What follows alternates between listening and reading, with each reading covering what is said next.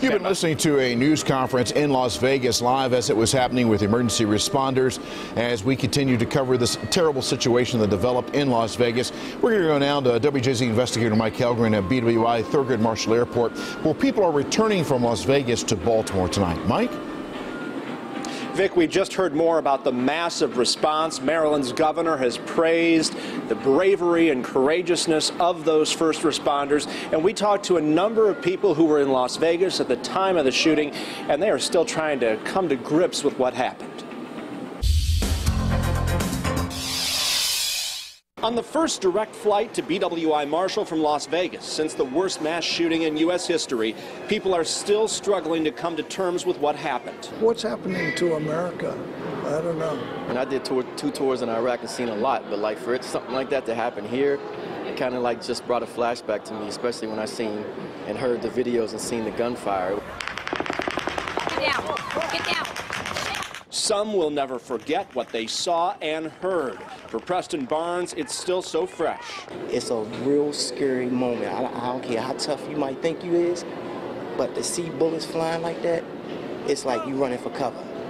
And you know, I'm just so glad we back at home here in Baltimore. Cassie Sandow is a performance artist in Las Vegas. I do have friends who have either had their friends or nieces and nephews who have been shot, and right now they're asking for prayers. For her, the almost 5-hour flight home was filled with thoughts of those friends. I'm constantly looking at like victims list and things like that. But so you're here, but your heart is in Las Vegas right now. Oh, it's absolutely still in Vegas. Many have questions about the gunman's motive. Why? How could this happen? And they hope America can heal. Feeling sorry for the families and hoping everybody's going to be okay. It was a sad time. Innocent people getting killed like that, man.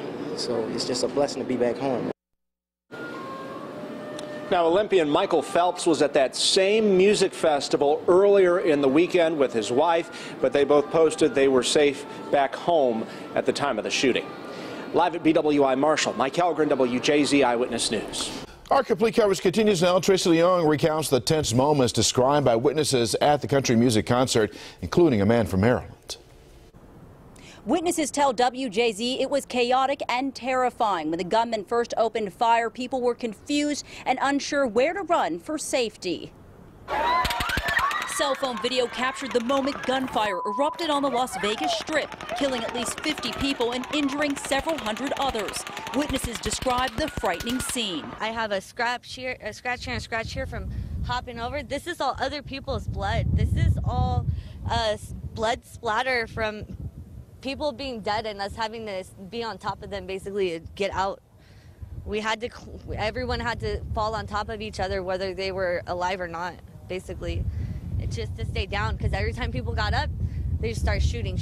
Thousands of country music fans were at the festival when the gunman opened fire from the 32nd floor of the Mandalay Bay Hotel. We stepped over the bodies. We saw the people. We saw the heart-wrenching sadness from relatives grabbing hold of their loved ones. And you saw the chaos and the disbelief and the complete stress. And disbelief is the word. It's the only word you can come up with.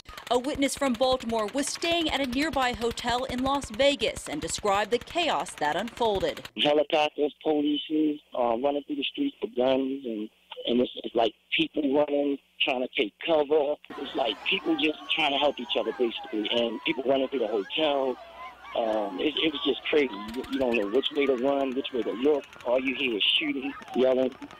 Barnes boarded his flight home to Baltimore this morning. He said even getting to the airport was difficult because of the increased police presence. I'm Tracy Leong, WJZ Eyewitness News.